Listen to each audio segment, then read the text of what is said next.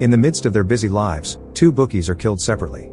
Either in the basement when he is about to enter the car, and in their own office when he is doing his duties. Where on another occasion, the perpetrators also take their financial records. The scene moves to a man using a wheelchair named Smith who approaches a young man and tells him a story that happened about 20 years ago.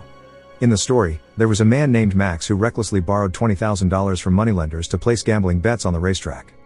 He was reckless to do that because he got information from his uncle that the horse race had been manipulated because a doctor had given a doping injection to one of the horses numbered 7.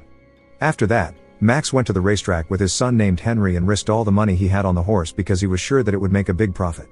Unfortunately, the horse that he placed a bet on fell before the finish line and died on the track, which turned out to be that the horse had been poisoned. He was shocked because he had placed so many bets but failed, thus his life would be in danger. And sure enough, when he wanted to go home, his son and his car were gone, so he met the gangsters who were waiting for him. As a result of losing the bet and not being able to pay the debt, they beat Max to a pulp and to warn the others. The gangsters also said that they had taken the lives of Max's wife and son, then Max was smothered with a plastic bag to death. Returns to the present where this young man looks surprised to hear the story, but surprisingly, he is killed by Smith, who turns out to be just pretending to be disabled. Smith is known as a professional killer called Good Cop. After killing that man, he casually carries the man's body in a wheelchair into a truck. Then the scene moves to New York City. A man named Slevin wakes up from his sleep after hearing a guest come, namely Lindsay, who lives across from his residence. Strangely, this woman doesn't seem to know Slevin because the apartment doesn't really belong to him. The apartment is owned by a man named Nick who he introduced as a friend. He also tells of his bad luck to her, that he has just been fired and his apartment building has been closed, before catching his girlfriend having an affair. Thus, he goes to New York to relieve his problems by meeting Nick. He tells her that while he was arriving, he was robbed by local residents and lost his wallet.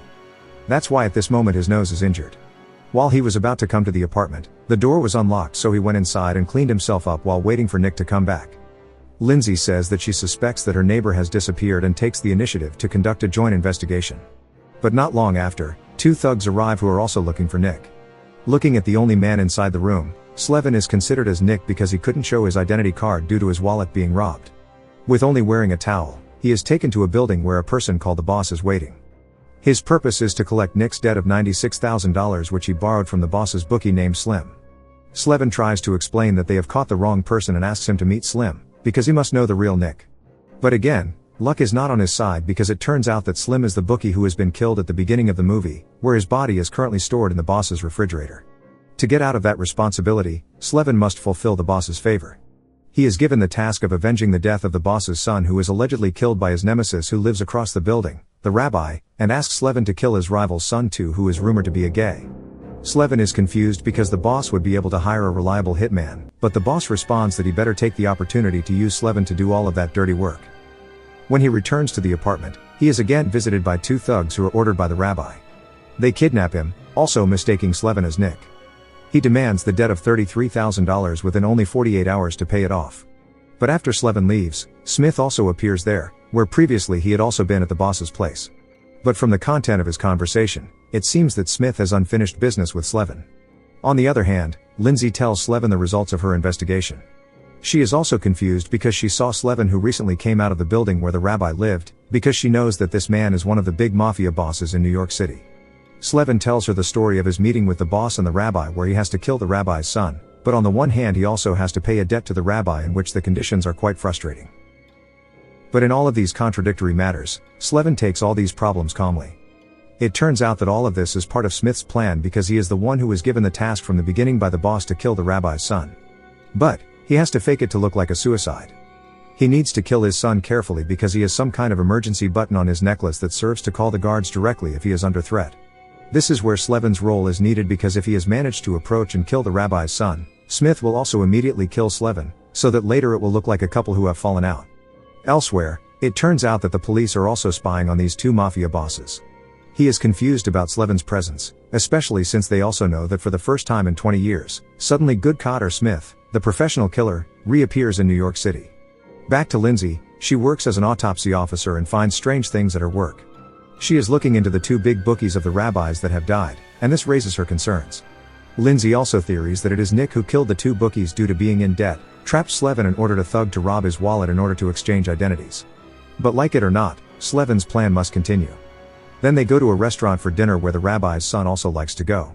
In order to get close with the rabbi's son, Slevin plans to pretend to be gay and approach him, then ask him out.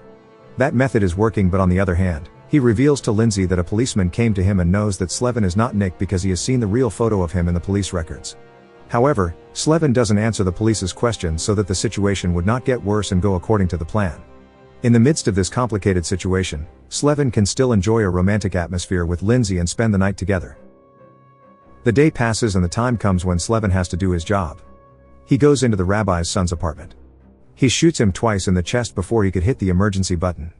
Slevin seems to have gotten used to using weapons, and as planned, Smith also appears there. But strangely, he doesn't kill Slevin as planned at the beginning, but instead helps him by shooting the bodyguards who appear from behind the wall. Then, Slevin takes a body bag in which it contains the man Smith has killed and places it next to the rabbi's son's body. They then quietly leave while blowing up the place. After killing all the guards, Smith goes to the boss's place, and Slevin goes to the rabbi's place, and when he is off guard, Slevin immediately hits his head until he faints. It isn't long before these Mafia bosses start to wake up in one of the places tied to a chair. They are confused because they have not seen each other for 20 years. The two have been hiding in their respective buildings, even though the two of them used to have solid collaboration. Due to business competition, they became paranoid and afraid of being killed by one another, until now.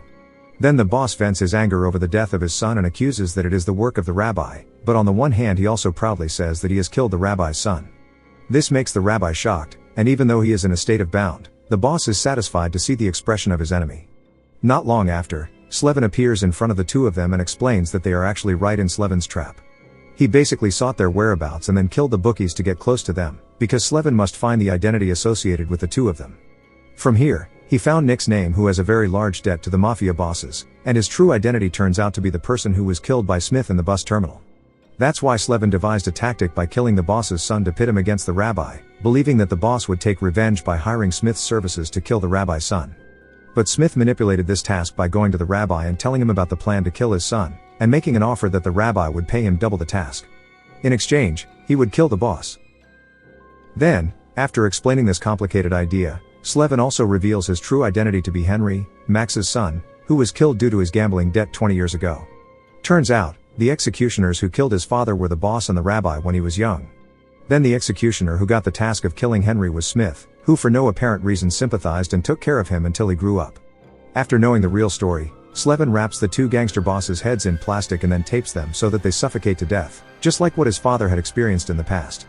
But elsewhere, Smith comes to Lindsay's workplace and shoots the woman straight away. The act has been discussed with Slevin because she has seen and photographed his face while investigating Nick's whereabouts. Meanwhile, the officer has learned the latest facts about Slevin Culebra, where the name seems to be related to a racehorse named Lucky Number Slevin.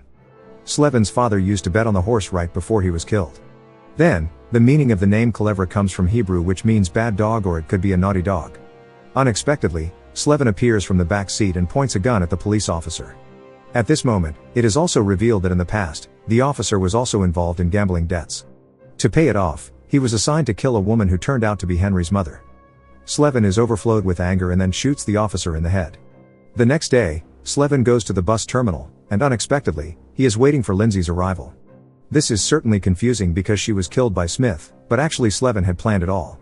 He told Lindsay about his true identity and helped her to fake her own death by wearing a bulletproof vest and a blood bag on her chest. Then after that, she intends to go out of town.